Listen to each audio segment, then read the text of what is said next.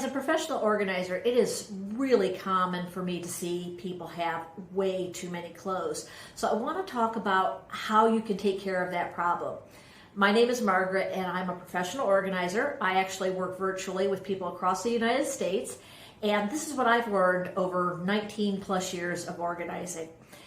When it comes to what clothes you keep, one of the biggest problems is people are increasing in size and people are decreasing in size because they're dieting or whatever. And so when you wonder what clothes do I keep, my suggestion is keep clothes that are in the size that you currently wear. Go ahead and keep one size up if you're gaining weight. Go ahead and keep one size down if you're losing weight. If you are losing weight and anticipate getting down to a size that's much smaller than one size down, still let those clothes go, because guess what? By the time you get there, just things are going to have changed in your body, styles are going to have changed. You deserve to treat yourself a little bit so you can let things go. Now, let's talk about how do you declutter your clothes? How do you pare things down? What I suggest, and it works very well for most people, is get all of your clothes together. So that's everything that's in the drawers, everything that's in the closets, everything that's in the hamper or currently in the laundry. So you want to get everything together, and then you start putting things together in piles. You're putting all the like items together in separate piles. The reason you're doing that is a lot of times we don't really realize how many clothes we have. And so this is going to give you a good visual, like, oh my goodness, I had no idea I had that many pairs of jeans or t-shirts.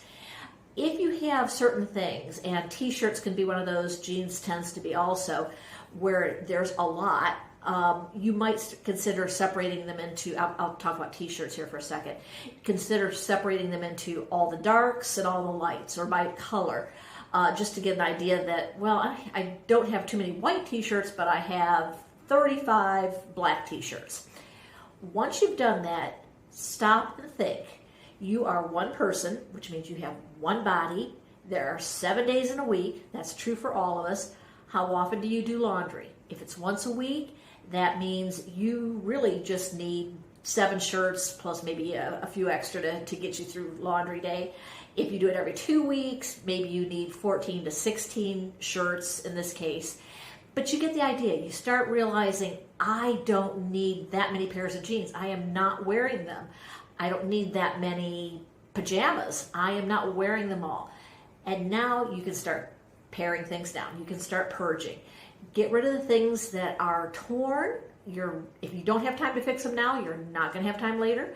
Get rid of the things that don't really fit very well. Get rid of the things that you never really liked.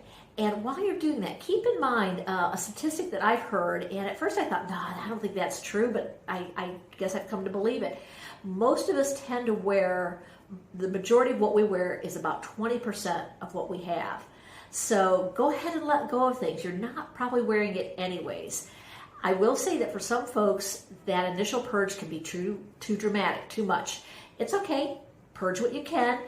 Do it again maybe 3 months later, 6 months later, and you'll be ready to let go of a few more things. You can do this. It's much nicer to step into a closet, to open a drawer where there's room to actually move things around and see what you have. Well worth it. Hope that helps.